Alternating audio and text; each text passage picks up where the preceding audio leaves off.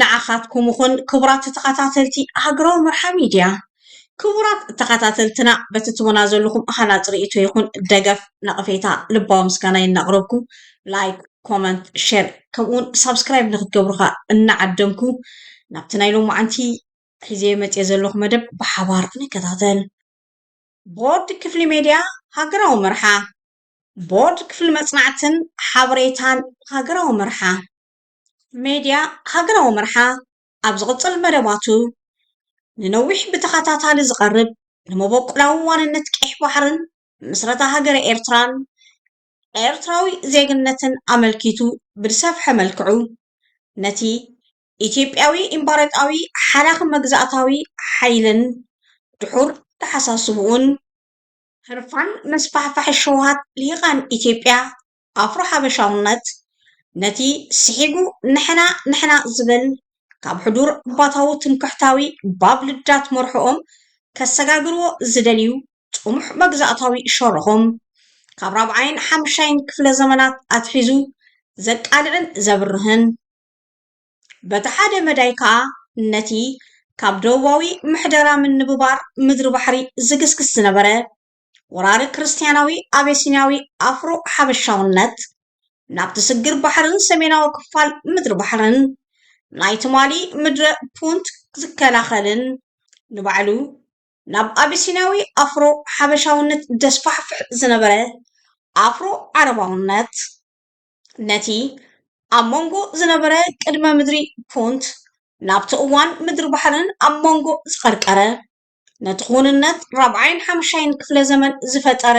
ኩንነት ዘነፅርን ትንሳኤ ንግስነት ኣክሱምን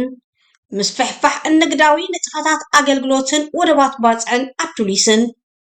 ቅድሚ ኣብ 7ተ ክፍለ ዘመን ስልጣንን ፅልዋን ንግስነት ኣክሱም ከም ቀጥታዊ ሳዕቤን ወራር ዓረብ ኣብ ልዕሊ ምስሪ ወራር ቤጃውያን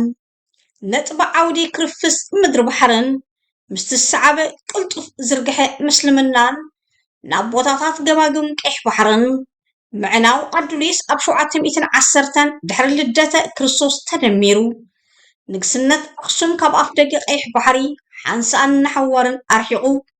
ግሒጡ ዘባረረ ኩነታውን ታሪኻውን ሓቅን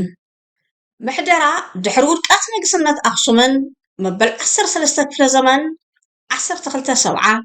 ምሕደራዊ ቁፅፅር ኤርትራ ኣብ ትሕቲ ናይ ቤጅያ ኮንፈደራሲ ድሕሪ ናይ ሓደ ዘመን ምፍጫል ኣብ መንጎ መበል 15 18 ክፍለ ዘመናት ሕመረት ምድሪ ባሕሪ ኣብ ትሕቲ ሉኣላውነት ግዝኣት ባሕሪ ነጋስን ካብ ምስክርነት ጄምስ ብሩስ ነቲ ኣብ 1770 ንምንጪ ሰማያዊ ኒል ኣብ ቃላይ ጣና ንምርካብ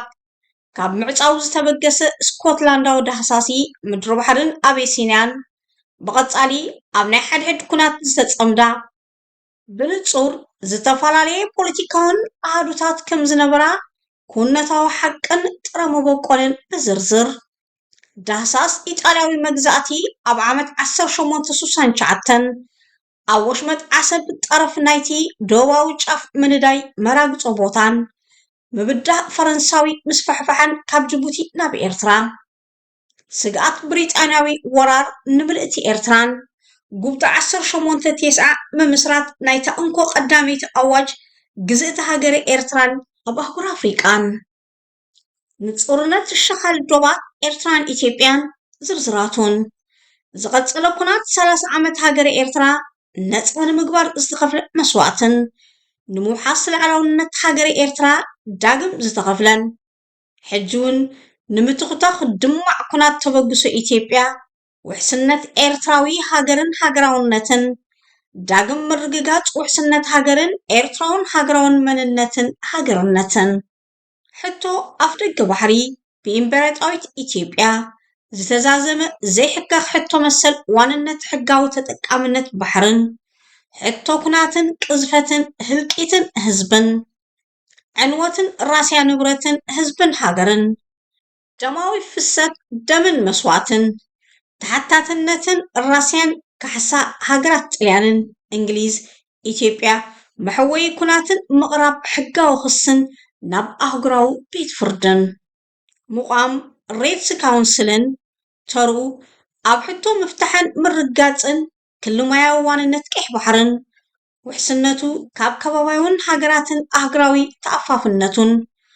ቋሚ ምርግጋፅ ህላዊ ውሕስነቱን ብዝምልከት ብሓፈሻ ንህልው ኩነታት ኤርትራን ከባቢናን ኣብ ወታደራውን ቁጠባውን ፖለቲካውን ባህላውን ታሪኻውን